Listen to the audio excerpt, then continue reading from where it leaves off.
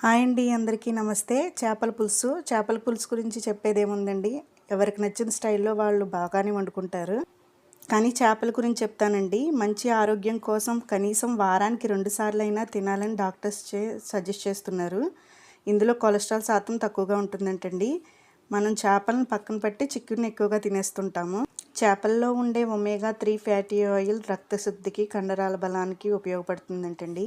ఇందులో ఉండే iodine, calcium, vitamin D చాలా రోగాలకి రోగ నివారణగా పనిచేస్తుందంటండి. ఎయిర్ ఫాల్, చర్మ సౌందర్యానికి కూడా చాలామంది డాక్టర్స్ సజెస్ట్ చేస్తున్నారు ఇప్పుడు.